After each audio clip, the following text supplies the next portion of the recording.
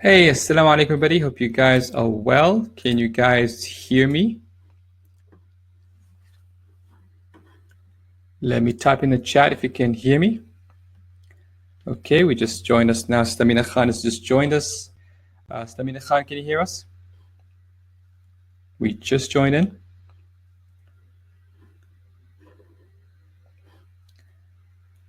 Awesome. Amina can hear you. Perfect. Amina Khan, are you live? Can you hear us? Assalamualaikum. Yes, I can hear you. Awesome, awesome. Okay, can you check on the slide presentation, see if you can load them up? It's called presentation 2 now. Yes. Okay, alhamdulillah. Awesome. Great, great. Well, the floor is yours.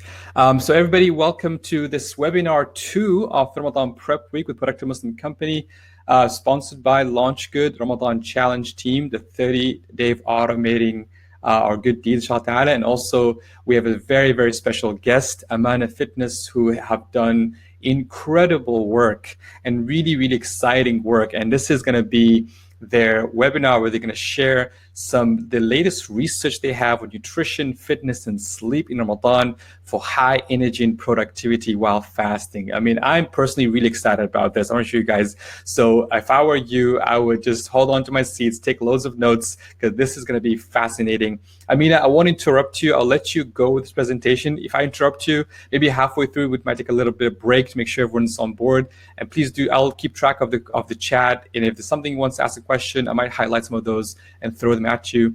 But I want to I won't disturb your flow. Just go all out and give us the latest research that will help us be productive in Ramadan. I mean, it's all yours. Jazakallah khair. Thank you so much for that, for the warm welcome. And it's always a pleasure to kind of be speaking with the productive Muslim audience, because I don't think there's any other audience that gets it, right off the bat, that already understands that we want to have this really beautiful, high productive, high energy Ramadan. And that, of course, your nutrition, your fitness, your sleep, that's an essential part of making it happen. So I'm super glad to be here, and assalamu alaikum to everyone in the chat box. Hopefully you'll find this super beneficial, inshallah. Okay, there we go. So I wanted to start off just really quickly going over why be healthy in Ramadan, because I think that it's something that a lot of people do wonder in the back of their minds. Like, yes, we know that it is something we should be focusing on, but are we focusing too much on health? And the question I really want to pose to you is that without a healthy body, that if you're not taking advantage of your health in Ramadan, are you really able to reach your full potential in this month? And the reality is that anything you can achieve spiritually is linked to your physical body, because this body is the vessel in which you are able to act in this world. So really what we're going to get to today are strategies that you can do in terms of your body so that you can reach that full spiritual potential, reach your worship goals, inshallah. So I want you to think of your health and your fitness as a means to achieving your high energy Ramadan rather than the end itself, inshallah. And I just want to kind of bust 3 quick myths, because I want you guys to remember that the concept that I don't have time for health in Ramadan, it's a complete myth. It's just the biggest lie ever. And it really gets me fired up when people say that, because I mean, it's just simply not true. Firstly, I mean, we have to keep in mind that spending time on your health and fitness will, inshallah, make you have more opportunities to have this quality worship, have better quality ibadah in Ramadan. And that's just the case across all Ramadan worship activities that you're going to be doing. It's a physical activity, such as prayer, such as fasting. And so, interestingly and ironically, the more time you spend thinking about your food, the more time you spend thinking about your fitness and your energy, actually the more time that opens up within your fast, and the more opportunities that opens up within your fast to actually have that Ramadan you're looking for. And this, as well as misconception number 2, is that health doesn't have to be something extra. It doesn't have to be something that takes away time from your life, because a lot of the times, like 90% of the time, health and fitness is about making better choices when you're already going to be doing something. You're already going to be taking out time for suhoor, probably, I hope so, as we'll discuss, so it's super important. And definitely, I know everyone's taking out time for iftar. So you're already spending this time eating and going through your day. So why not just make better choices when you're already body doing those activities. And finally, I think that this is the most beautiful point. Improving your health can absolutely be worship, inshallah. And I really want everyone to kind of take that opportunity within this webinar to set that intention, which is great that, we're doing this right at the beginning of Ramadan.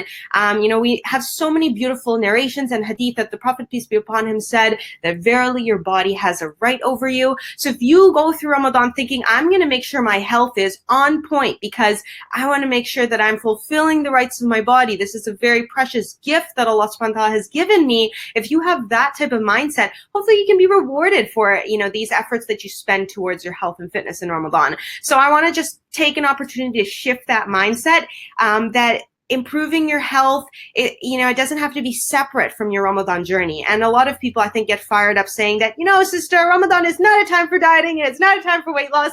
And I just think that's completely the wrong attitude. This is a time for reaching your full potential. And obviously that has to happen in conjunction with your body.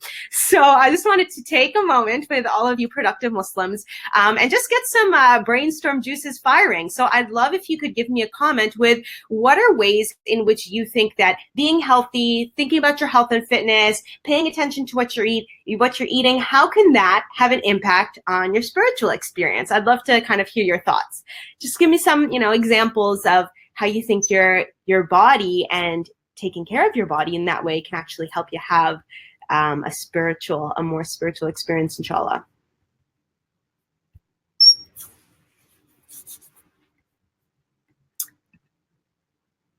I would love to see some.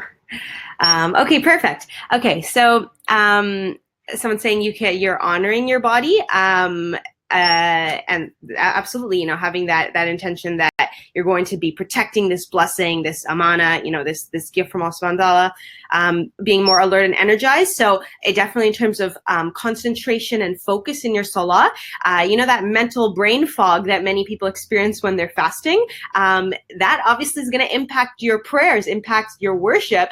But if you can make sure that you're, fueling yourself right, avoiding that, feeling that alertness, that's definitely going to help you have better prayers, inshallah.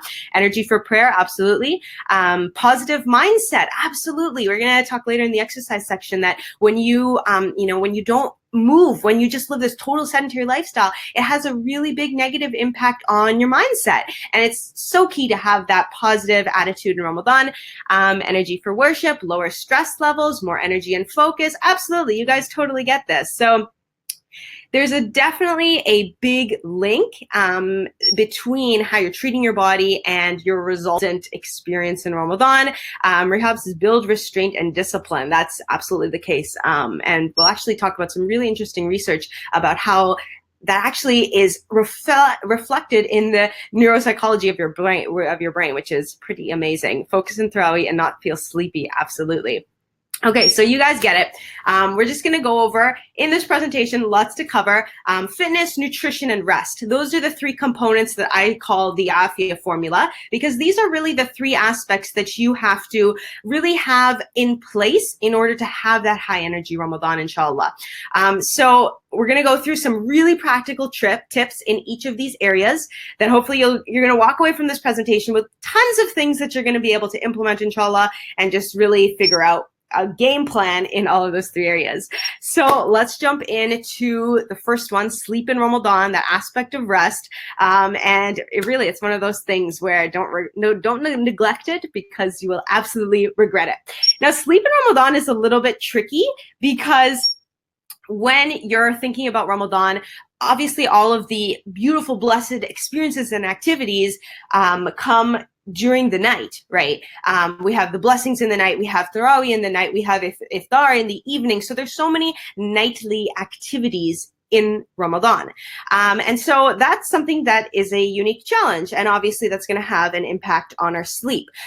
So there's really three main reasons that we find people are having sleep disturbances in Ramadan. And the first is obviously for religious and spiritual reasons that we just mentioned, waking up for night prayers, making sure you're waking up super early for suhoor. So obviously that does have an impact on your sleep. And we're going to be talking about strategies so we can help make sure that we're supporting those beautiful activities and helping us get the most out of them.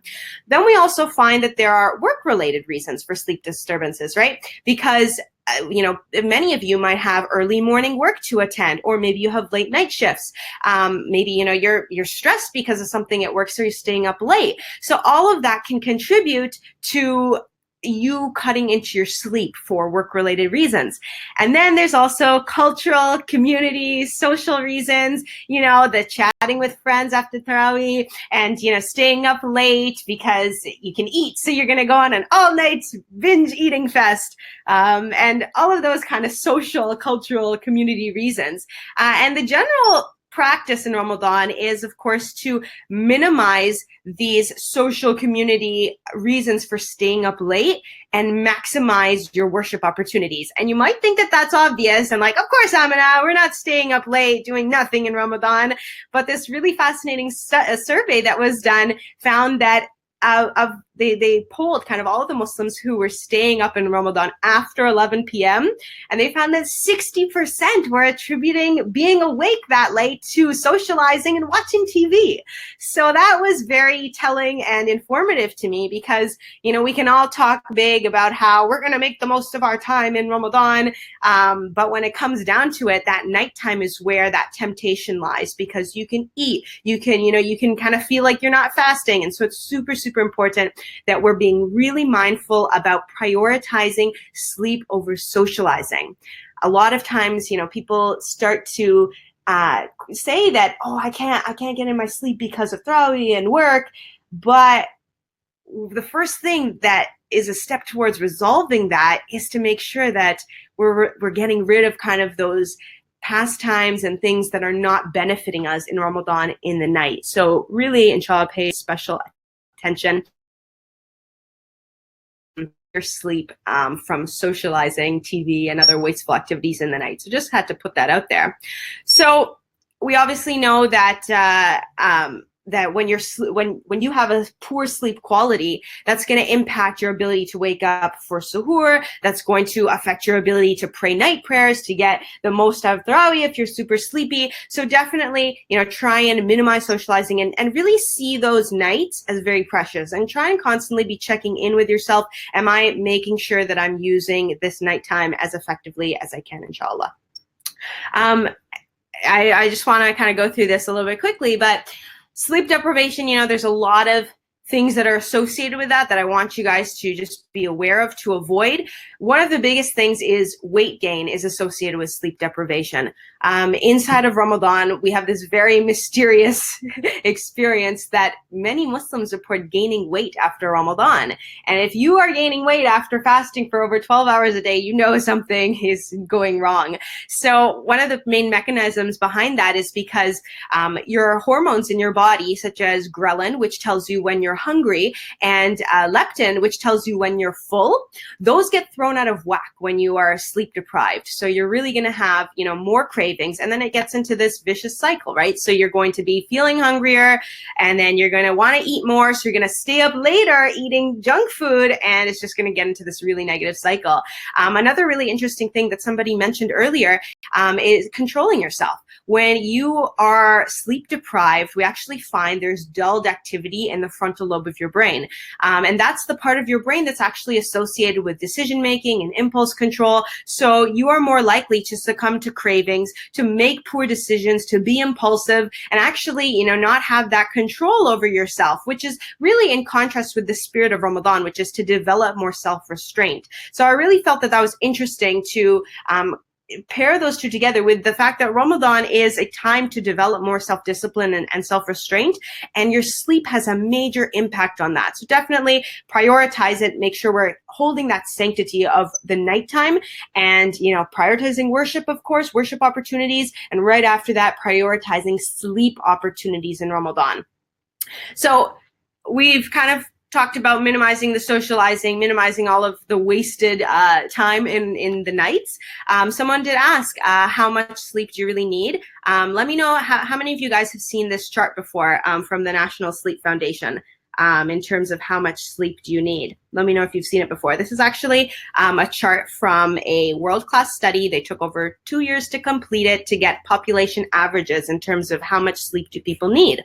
And probably for most people who are here on this webinar, it's going to be around, from this chart, when you're looking at it, of course, 8 hours. You've all heard this recommendation. 8 hours of sleep is probably a good idea, but that's a population average, right? So everyone's sleep needs are actually very unique.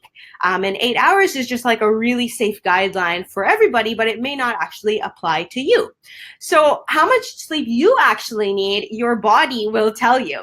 So like I said, everyone's sleep needs are really unique, but sleep researcher Kurt von Ruden, he says that one of the ways that you can tell if you are sleep deprived is you have to check in with your body. Okay, so you have to kind of just check in and look at yourself and say, do you ever experience these types of signs and symptoms? Okay, so overwhelming tiredness. If you're going through the day and you're yawning and you're having trouble concentrating, and you have a really low stress tolerance. So if someone says something to you, you just triggered and then just have these really surge of intense emotions. If you're constantly feeling hungry, if you're just feeling this type of lethargy throughout the day, these are all signs and symptoms of being sleep deprived. And many individuals around the world, especially Americans, are in a state of chronic sleep deprivation.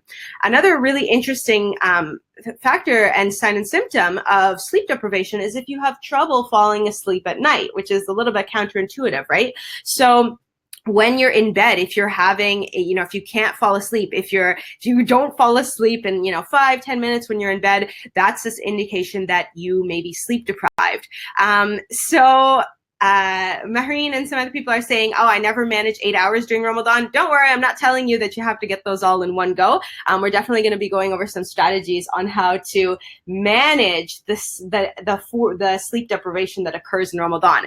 But it is helpful to understand that your body has a certain need for sleep, and this does not change in Ramadan. So we just have to be really smart about when we are getting in this sleep and how we can fill in the gaps in our sleep to help us avoid these symptoms. All right. So, really great opportunity to check with yourself after. If you are feeling any of these symptoms, this tiredness, definitely those are signs and symptoms of being sleep deprived. So when you are in Ramadan, like many of you are saying, I can't get 8 hours of sleep in Ramadan, especially, if you're fasting in a summer time zone, the time of night, there's not even 8 hours in the night. So how would you get those 8 hours, including, Tarawih prayers and suhoor and whatnot? So this is where this really interesting concept in the sleep literature called sleep debts comes into play. So sleep debts is, just as it sounds, it's a mathematical relationship between how much sleep you're getting and how much sleep you actually need. So we said that 8 hours is kind of a commonly repeated number, but again, that could be different for you if you're getting 6 or 7 hours and you're not feeling those signs and symptoms of sleep deprivation, maybe you're okay. So you got to kind of use that average and then customize it, check in with how you're feeling to see how much sleep your body actually feels really right for you. So then once you've kind of figured out this amount that feels good for you, we want to actually look at how much sleep we're really getting in Ramadan. So whenever you are missing hours of sleep, that adds to your sleep debt, just like a regular debt. Whenever you miss an hour of sleep, it's added to your sleep debt. And the interesting thing is that a lot of times we become unable to tell that we are actually suffering from sleep debt. And this is a very well-researched concept in sleep literature, and a lot of research has gone into this. But once you are sleep deprived, many people lose the ability to even remember what it was like to feel fully rested. But that doesn't mean that that's not impacting your health. So when you have this growing sleep debt, again, you're at risk for weight gain and several other health complications: diabetes, heart disease, stroke, memory loss. When you are sleep deprived, I'm sure we've all experienced just not being able to remember things and just kind of feeling like not totally there. So those are all kind of these negative implications of sleep debt. So your sleep debt could be mounting in Ramadan, as you're going through the month. That's the case now where we have to think about repaying the sleep debt. So a lot of sleep researchers just advise that you do this concept called sleep journaling. You don't have to do it extensively, but you should be generally aware of how much sleep that you need, right, based on that chart and how you're feeling that we discussed before. Then you should be aware of how much sleep you are getting in Ramadan on a typical daily basis. And this is going to be very different for everyone based on where you live in the world. So if you're in a summer time zone, you're probably getting a lot less sleep than somebody who's in a winter time zone. So be aware how much sleep you're getting yourself. And then you should be aware of how much sleep debt are you accumulating on a daily basis. So what is the difference between how much you're getting and how much you should be getting? All right. So if you're sleeping, 4 hours a day in Ramadan and you think you need 7, you know how much sleep debt you're missing. You're missing 3 hours. So on a daily basis, maybe your sleep debt isn't as severe as that. Then when it comes to thinking about how to mitigate this, we want to aim to start repaying the sleep debt in opportunities as soon as we can. All right. So this I have to emphasize. You cannot expect to go through all of Ramadan on just total sleep deprivation and low sleep. You will experience negative effects from this. You will suffer in terms of your cognitive performance. Your memory will suffer. You will become more irritable. You'll be that fasting and furious person. And the more your sleep debt increases, the more at risk you are for weight gain and indulging in unhealthy behaviors and reduced impulse control, all of those negative things that we discussed. So don't think that I'm just going to muscle through Ramadan and it's going to be a sleep deprived night. That's not honoring your body. That's not really making a plan, making a smart plan to help your body go through Ramadan in a productive way. And the good news, though, is that research has shown that it is possible to repay your sleep debt, especially if it's short term, right? A lot of people are chronically sleep deprived. That's a separate issue, but I'm talking about short-term sleep debts that are accumulated in Ramadan. Those are possible to be repaid when repaid quickly, right? One study, amazing study, found that the negative consequences, including high blood pressure and increased cortisol that happen when you don't get enough sleep, they could be reversed when you make up the sleep by adding on little bits of sleep in us shortly. And another beautiful study found that after just 4 days of low sleep, so that's a sleep debt being accumulated, participants could reverse the effects of sleep deprivation as long as you caught up on your sleep within 2 days. So you can see that there's a short window of opportunity for you to repay your sleep debt, which is why as Muslims, we have to be really prepared and make a plan that we are on a daily basis doing some corrective sleep debt repaying. So how do you repay your sleep debts? Number 1, power naps, right? Napping is a beautiful activity. I know that Productive Muslim, napping is something that you guys definitely talk about. And we're going to talk about some strategies on how to make sure that your naps are effective. And that's a really great way to be on a consistent basis, refilling your sleep debt, right? Literally just think of it as a regular debt. And then another example is to add extra sleep, a little bit of extra sleep on the weekend when you don't have work. And I know that, a productive Muslim, it's often said that you want to be waking up at the same time every day as much as possible. And that's absolutely true for a consistency and productivity standpoint. But it's a very fine balance between the schedule consistency and taking the opportunities to repay your sleep debt. So that kind of needs to be balanced. But I'm not saying that you should be sleeping drastically different amounts on a day-to-day basis. I'm talking about literally 15 minutes, going to sleep earlier, 15 minutes, getting home faster after Tarawih, you add 15 minutes into your sleep debt. 15 minutes, maybe you have a little bit of extra time, squeeze in that sleep in the morning. So those are great opportunities to fill in the sleep debt little by little. That's the key, right? You're not going to be logging in like a 2-hour nap. That just doesn't work like that. It's really in small amounts you want to be repaying the sleep debt. And as well, for the sisters in the audience, when you are not fasting on your week off, definitely take that opportunity to repay your sleep debt as well. That's a great opportunity and benefit for sisters who are not fasting.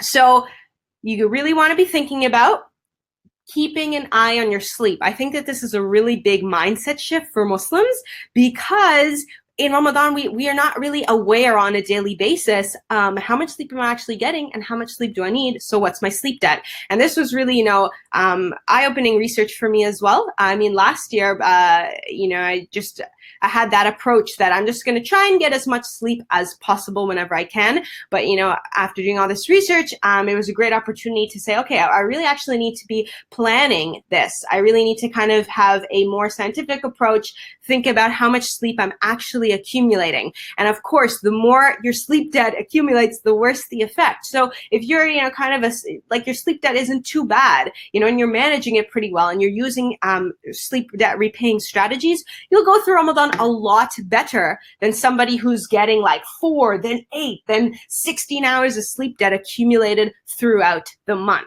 So try and manage this. You don't have to be perfect. You don't have to be repaying all of the sleep debt all the time, but do your best to repay it as much as possible, inshallah. All right. And the final component about sleep debts is to do not go into sleep bankruptcy. Okay, so there is this thing called sleep bankruptcy.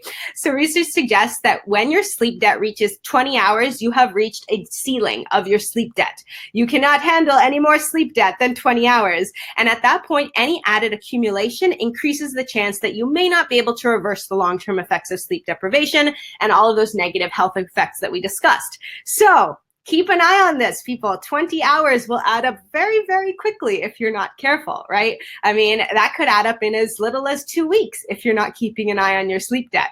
So be mindful. Sleep journaling, as researchers have suggested, is maybe something you want to just scribble down on a piece of paper you keep next to your bed. How much sleep did you get? And then have a little tally column. How intense is my sleep debt getting? And don't let yourself go sleep bankrupt. It's not worth it. Okay, so we talked about that, keeping an eye on your sleep debt. Keep in mind that you can only repay your sleep debt in small amounts. So you can't think, okay, every Saturday I'm going to sleep for the whole day. That's against the point of Ramadan, and that won't even really work. You really want to get small incremental refills of your sleep debt. So try and do that, 15, 30 minutes, that's perfect.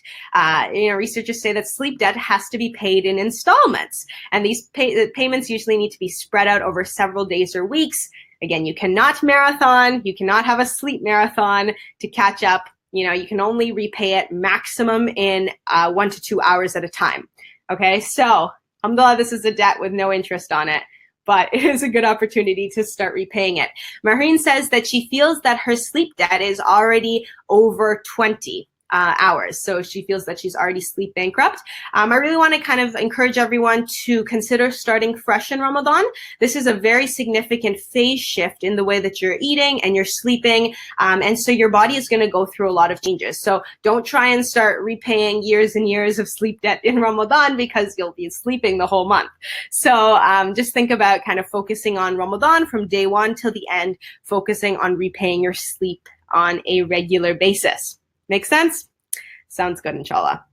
Alrighty. One note that I do want to say in terms of when we're thinking about catching up on your sleep, I don't want you to make sleep the point of your Ramadan. Again, sleep is a tool to help you have a better Ramadan. So having this idea of repaying your sleep debt on a weekly basis as much as possible, that's a great idea. And I would love to suggest that in the first 20 days, you're keeping a close eye on your sleep debt so that when you approach the last 10 nights of Ramadan, you're not already sleep bankrupt. If you approach the last 10 nights of Ramadan and you're sleep bankrupt, then you start going really hardcore at qiyam all night. On like day 3 of the last 10 nights, you're just going to crash and sleep for 4 days in the masjid. So I want you to keep an eye on that in the first 20 days of Ramadan, inshallah. Get into a good sequence of repaying your sleep debt as much as possible so that you can reach the last 10 nights and go super hard, inshallah. Push the limits, get to your full worship potential, inshallah, and then repay your sleep debt on Eid or in the days immediately thereafter. I know that a lot of families, they go to like the earliest Eid prayer possible at like 6 a.m., but maybe that's a discussion you have with your family that how about we go to the 11 o'clock Eid khutbah so that I can get a little bit extra sleep because I worked super hard in the last 2 nights, inshallah, and I want to repay my sleep debt. All right, that's a really interesting concept about sleep debt, and I hope that you guys kind of benefited from that, inshallah. So, talked about sleep debts. One of the strategies that I mentioned is napping. Just briefly, 6 rules for naps that I want to kind of cover as the last bit we're going to share about sleep.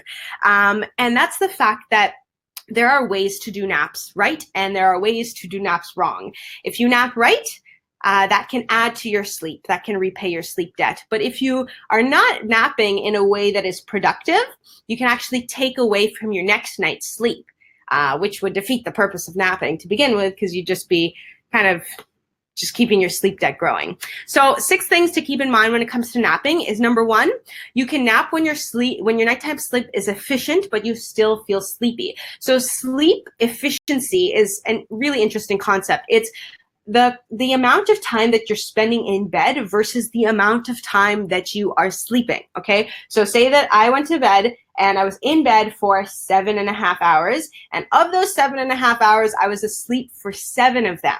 Okay, so I fell asleep pretty quickly. I woke up a few times in the night. So of that time, I was, maybe asleep for 7 hours.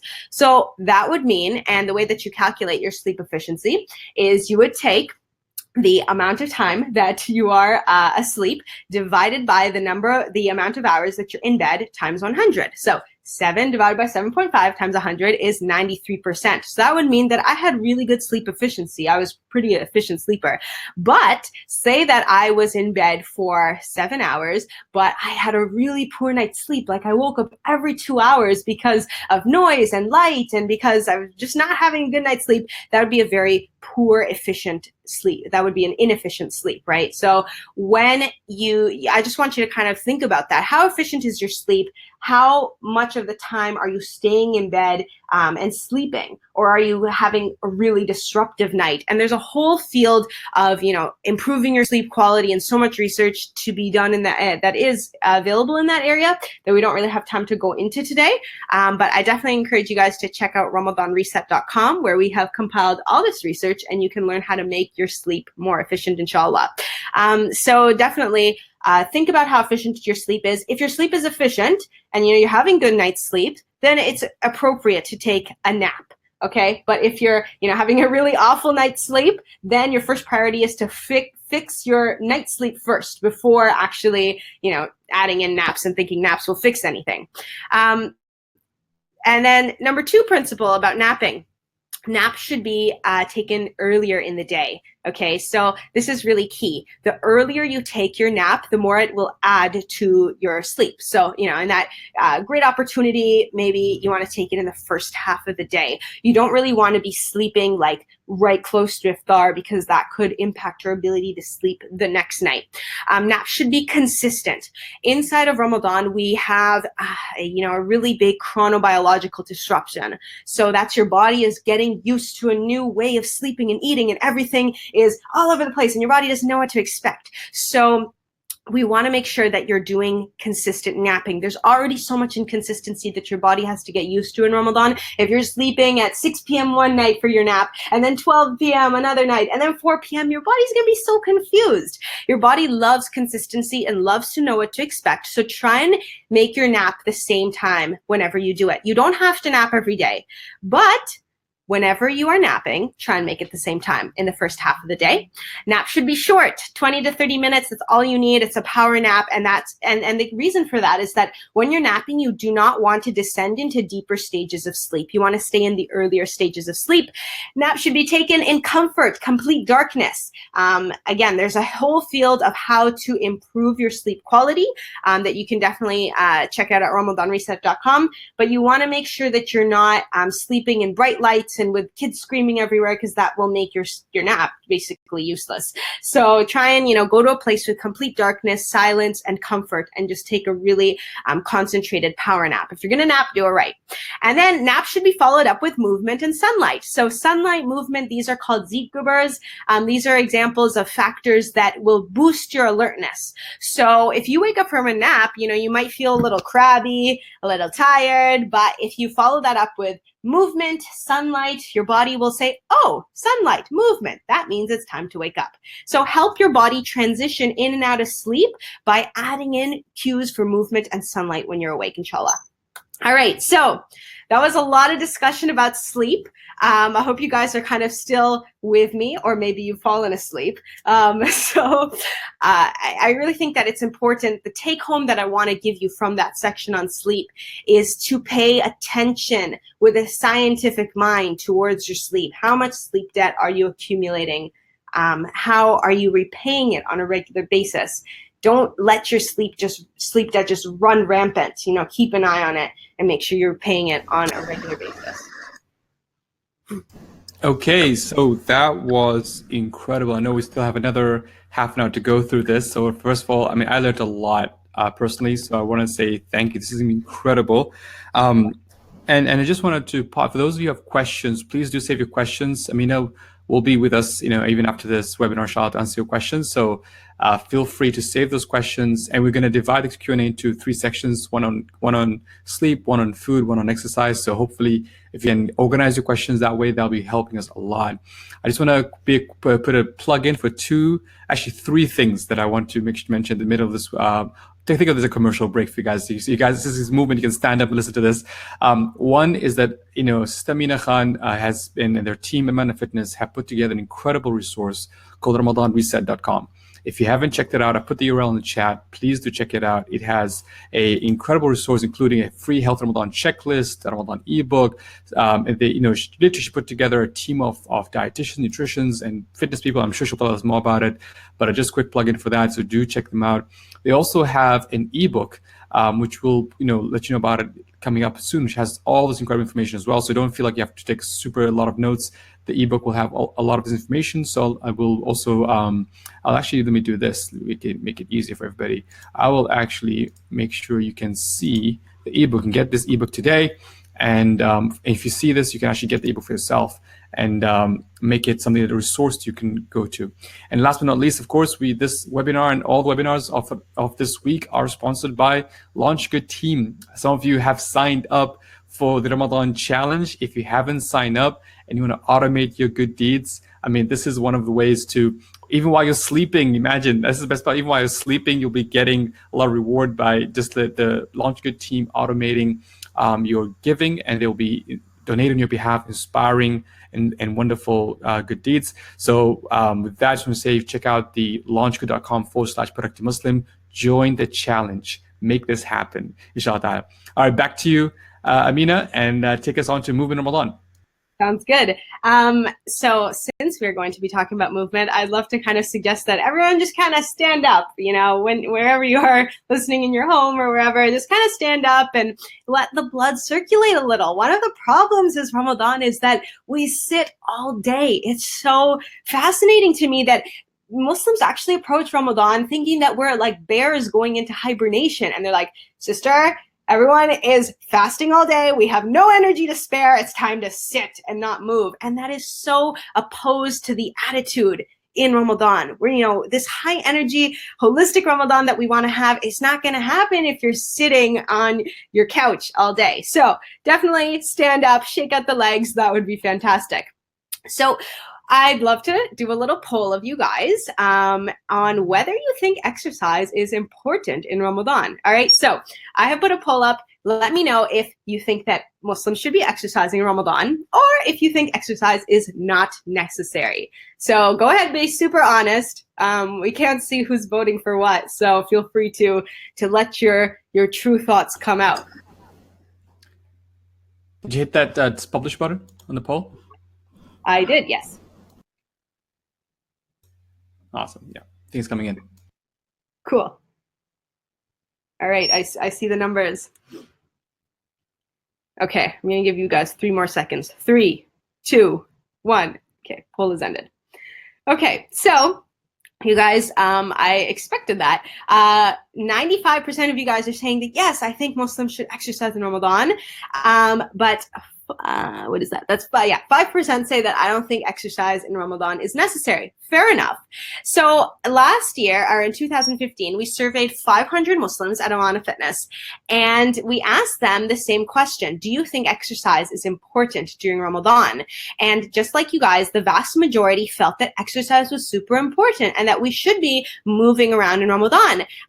However, when we asked the question next, did you personally exercise in Ramadan? What do you think the answers were? You can see it was a really mixed bag, but the 50% said no, not at all.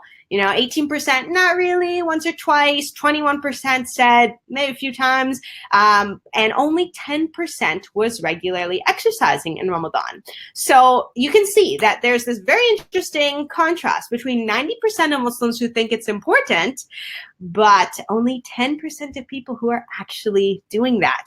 So Tasia says, I think we need to determine the meaning of exercise first, which is a very good point. Okay, so what happens when you stop exercising and being, mindful about your movement in Ramadan? And a lot of people think that they can just take Ramadan as a total break, but I do want to tell you guys that exercise withdrawal is a real thing, okay? A lot of research has been done in this field on what happens when you stop exercising, when you suddenly stop moving, when you suddenly start being a couch potato.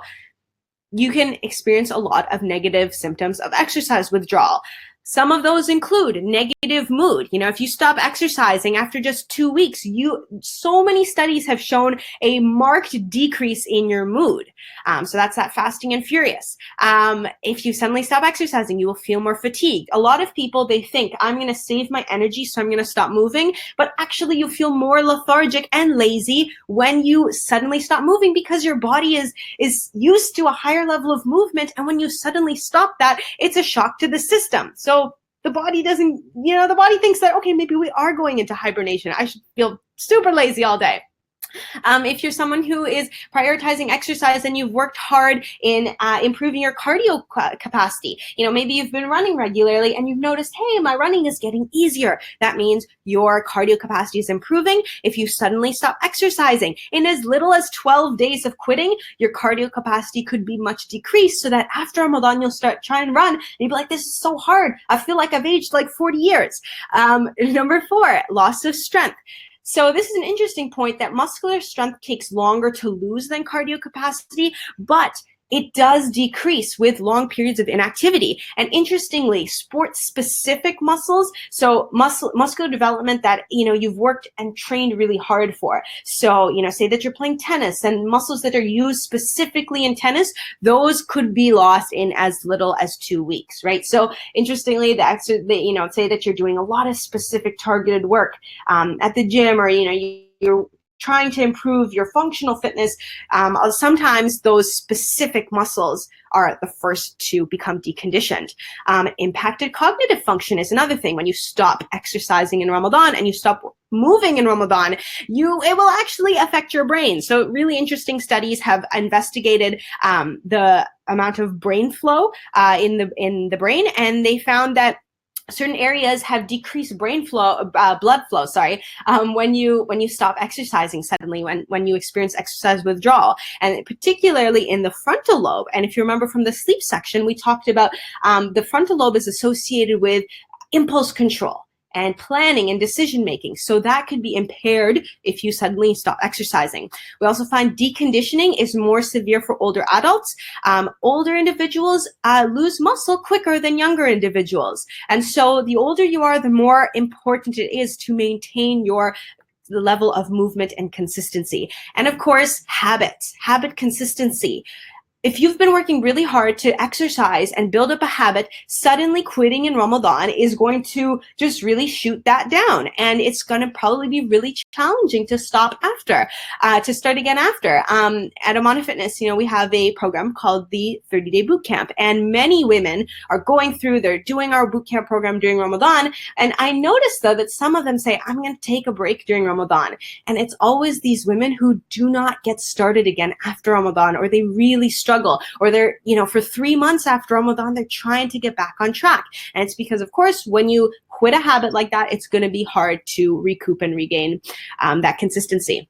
So a lot of you guys are giving suggestions. Hina's saying she's adding 5 minutes of activity every hour. Great idea. Some people are saying yoga. Some people are saying different things. So I want to quickly make the distinction between exercise and movement. Okay. So this is a formula of how your body really uses the calories that you consume every single day. Okay. What does your body do with all the energy that you are consuming and the energy that you are expending?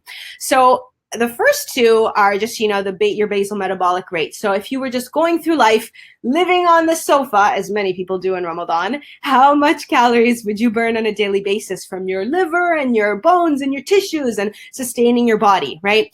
We also have the thermic effect of food. It actually takes energy. It takes calories to digest the calories that you are consuming. But the next two ways that our body uses calories is super interesting. The first is called volitional exercise thermogenesis. This is just exercise. So when you're giving specific time for exercise, your body is obviously burning calories there. And there's also something which is so important in Ramadan called NEAT movement, non-exercise activity thermogenesis. Everyone say it with me, NEAT movement. NEAT movement is the key in Ramadan. This is calories burned through standing, through walking, through transitioning between standing, sitting, walking, and moving. All of the calories that are burned when you're fidgeting, when you're twitching, when you're cooking, when you're doing all of these things, these constitute NEAT movements. So like Hina said, she wanted to add a 5-minute activity break. That's not specific exercise. However, that is time devoted to NEAT movement. And that can increase your daily calorie expenditure in the day during Ramadan, and that can rev your metabolism significantly. So when you are aiming to think about how you're going to be exercising in Ramadan, first baseline level, you should increase your NEAT movement. Hina also mentioned 10,000 steps a day. That's a commonly repeated number. I'd love to get that closer to 15,000 a day in Ramadan. And that sounds like a lot, but in our Amana bootcamp, we just did a competition for steps on a daily basis. And some of these sisters were clocking like 30, 40,000 steps a day. So it's just a mindset. And these are just sisters who are just, in their homes, taking opportunities to move whenever they can. So make sure that you're really prioritizing that NEAT movement. All right. So make sure that NEAT movement, increasing your level of steps during the day is super, super important.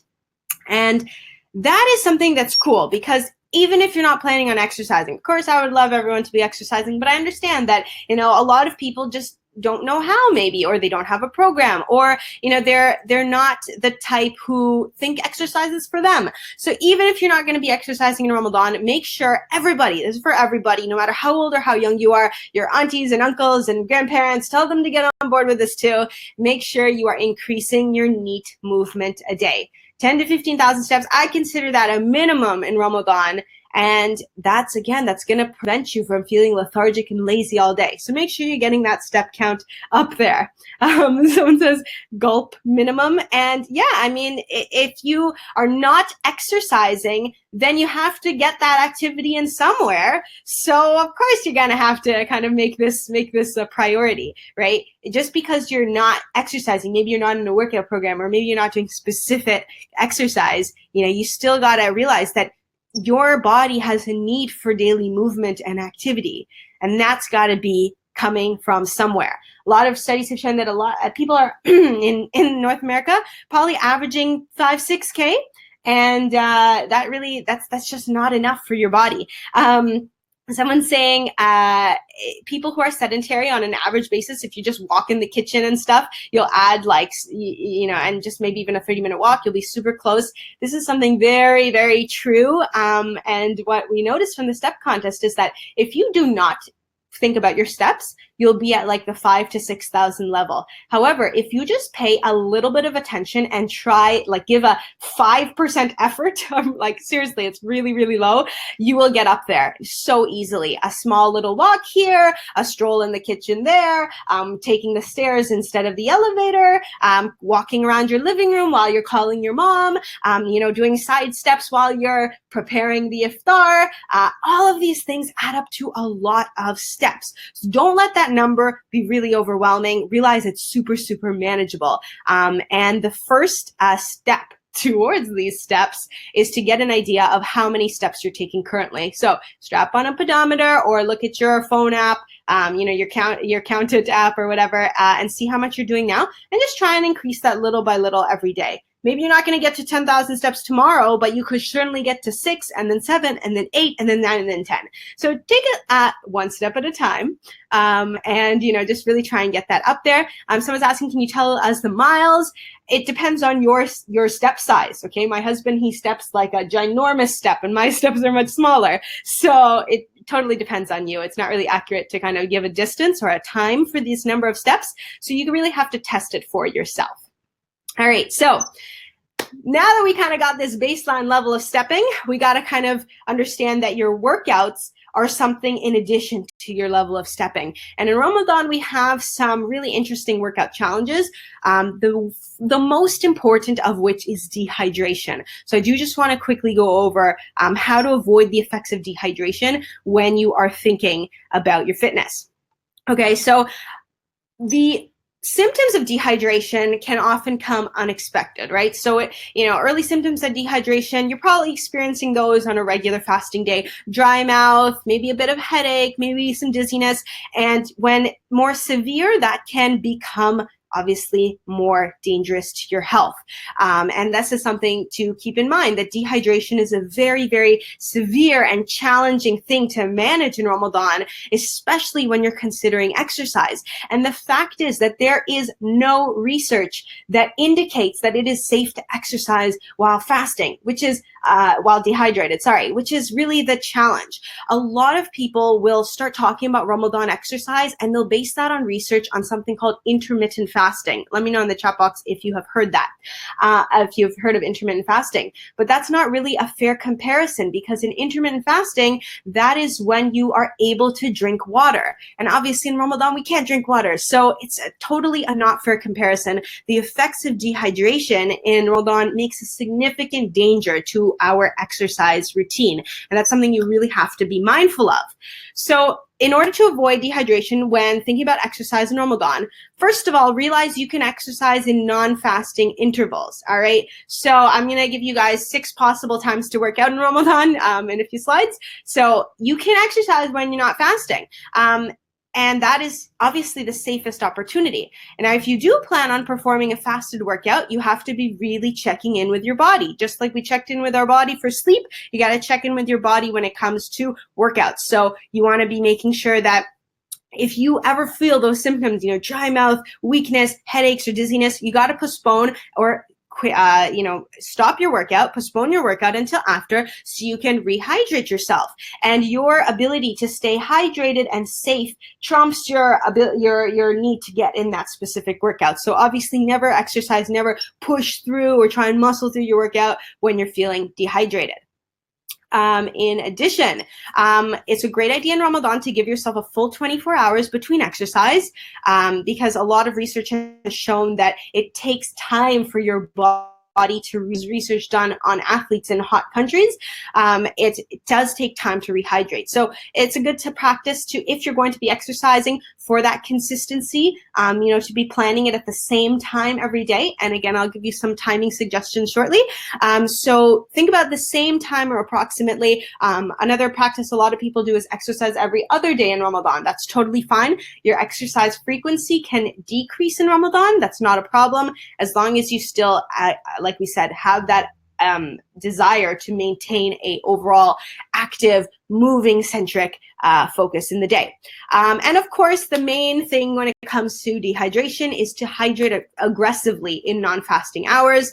Updated guidelines suggest that you need to drink a lot more than just the 6 to 8 cups of water that was commonly touted before. So men, it is suggested, should be consuming 3.7 liters of fluids a day.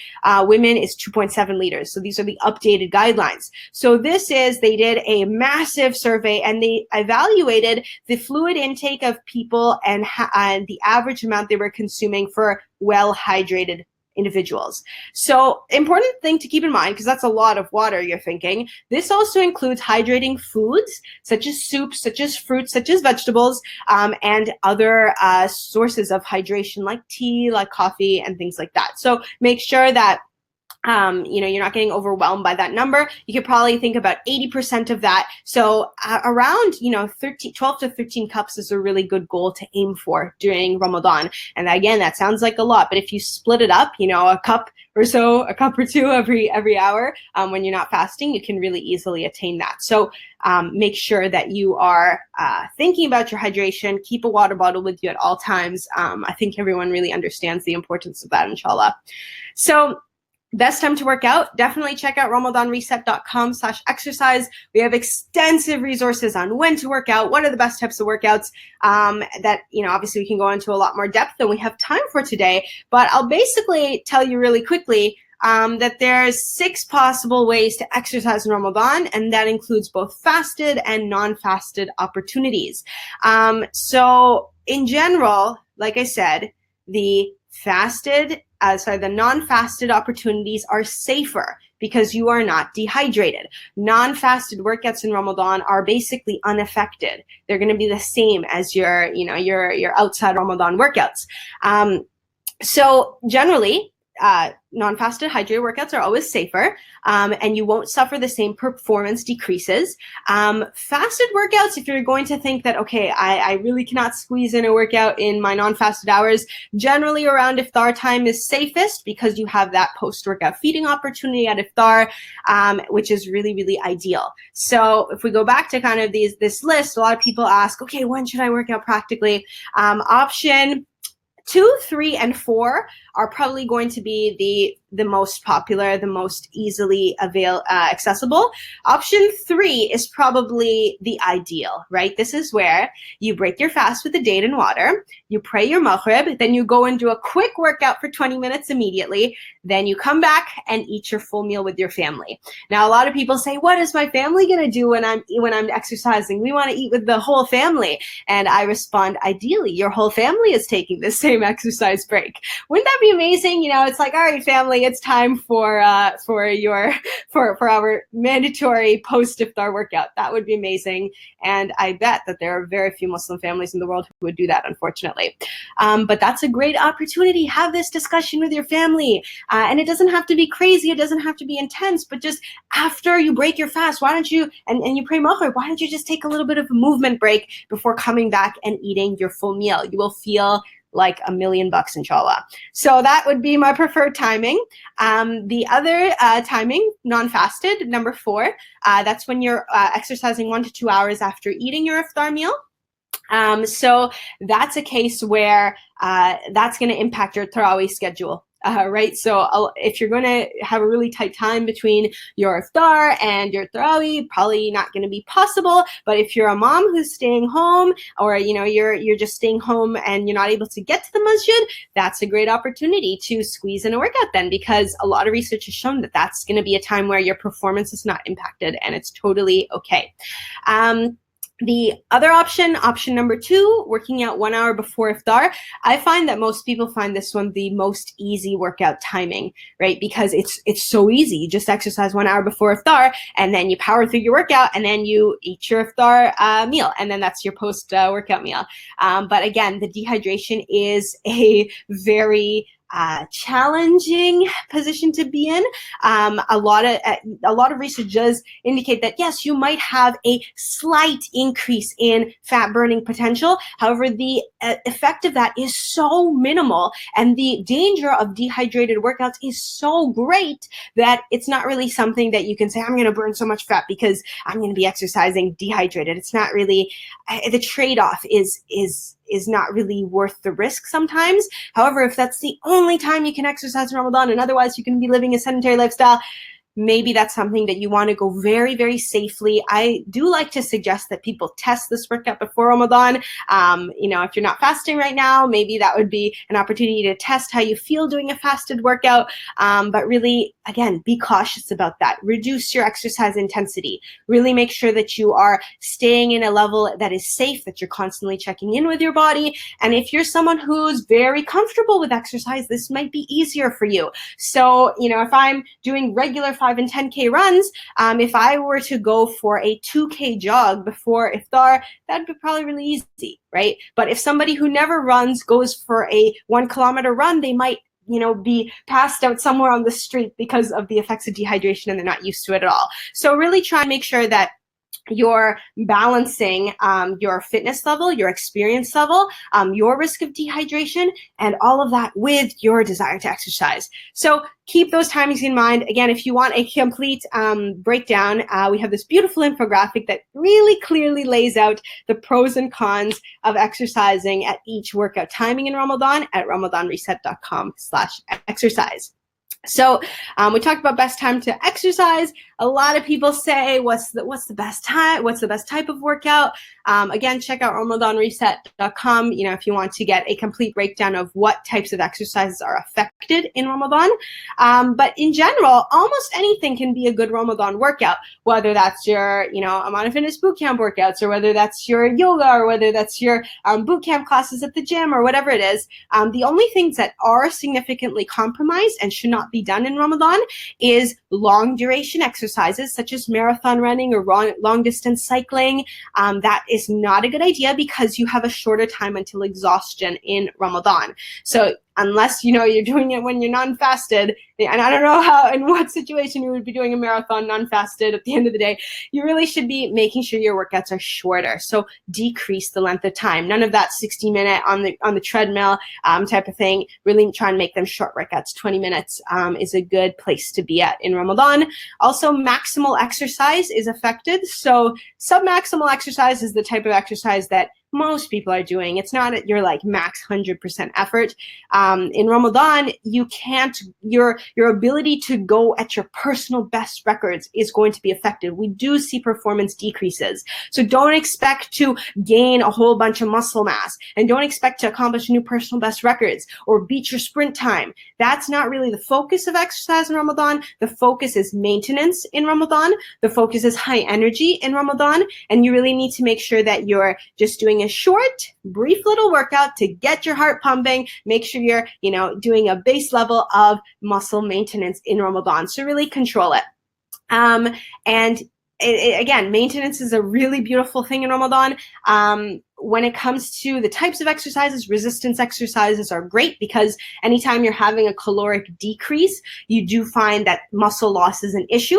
But if you're doing resistance exercises, like any type of weight work, or in our bootcamp, we do body weight resistance exercises, push-ups and body weight exercises are also great ways to get resistance exercises. That's going to be protective of your muscle mass. And in the Ramadan Reset ebook, we have a full workout schedule as well for you guys for fasting. It includes plank timings. It includes really, really easy things you can do on a daily basis, such as holding plank and making sure you're getting that muscular activation during your fast. So definitely check that out. Our Ramadan Reset ebook has a lot of resources to help you get that beautiful, active Ramadan, inshallah.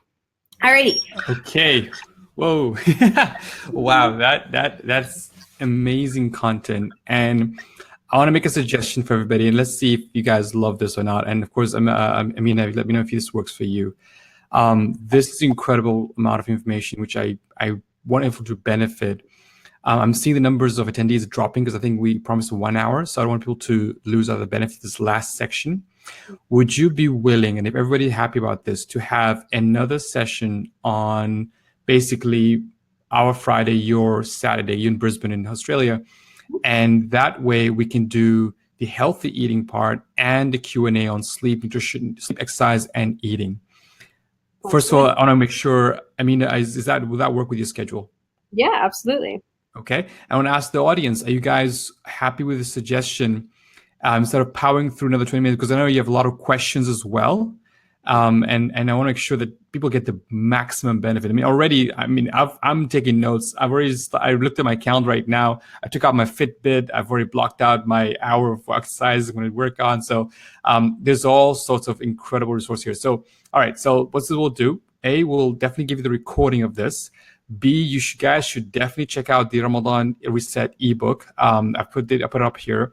Get that ebook, and that's a great way to read the book. If you can knock through the book and maybe have some questions regarding the book or this webinar, we will put the recording on our YouTube channel, Vimeo channel, and on Facebook, so you guys can go through this webinar.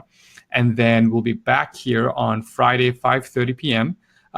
Central Time, which I think in Brisbane will be 8:15 in the morning. So I actually want to say a good shout out, 8:30 in the morning. Shout out to Amina. She wakes up early in the morning for you guys. So really appreciate her doing this again. And we'll go over the healthy eating, and we'll have a proper Q&A, because I know there's a lot of questions that will come at you, especially after experiencing Ramadan for 3 more days. You guys were like, okay, I probably have some questions about how this whole food and sleep is, inshallah ta'ala. Okay, so yes, you will get the recording delivered to your inbox as well. How does it sound, everybody? And I mean, does that work for you? Yeah, absolutely. Maybe we could just kind of even play the video to kind of share the Ramadan Reset resource. Oh, yes, let's do that. Can you play that from your side? Every sport has its playoffs. Ramadan is playoff season for the believer. The best players recognize that reaching their goals can only come from a mind that is focused and a body that is energized. Players maintain peak performance by optimizing their focus, energy, and strength. For Muslims fasting in Ramadan, the prizes to be won are far more precious than any championship trophy. It's a season of immense blessings where prayers are answered, deeds are multiplied, and the gates of paradise are open for those who seek it. But the hours and days are limited. You need to treat yourself with even more vigilance than athletes during playoff time. You need to fuel your body and hydrate effectively so you can maintain concentration in both work and worship during long fasting days and avoid the negative effects of a sedentary lifestyle. You need to sleep properly to recharge and complete night prayers with concentration. You need to focus on your body so you can focus on your soul. Introducing RamadanReset.com from Amana Fitness, the most comprehensive free online resource to help you master your nutrition, fitness, sleep, and health while fasting. We've brought together medical, nutrition, fitness, and health psychology experts to provide Ramadan health and fitness guidance like never before. Learn how fasting affects every part of your body.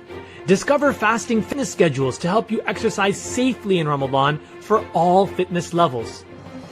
Get a blueprint for your suhoor and iftar to enjoy all your favorite ethnic dishes in a way that fuels your body to minimize hunger and maximize energy while fasting. With healthy makeovers for popular traditional ethnic recipes and practical tips to feel your best while fasting, your healthy Ramadan journey has never been easier. Enjoy your food this Ramadan guilt-free, knowing that you are fueling your body and soul. Everyone's health challenges are unique in Ramadan, and we're here to help. Learn how to manage and control caffeine cravings in Ramadan, how to schedule your sleep, and how to manage diabetes and breastfeeding. This Ramadan, enjoy the blessing of improving your health with your whole family. Visit RamadanReset.com to master your health and fitness this Ramadan.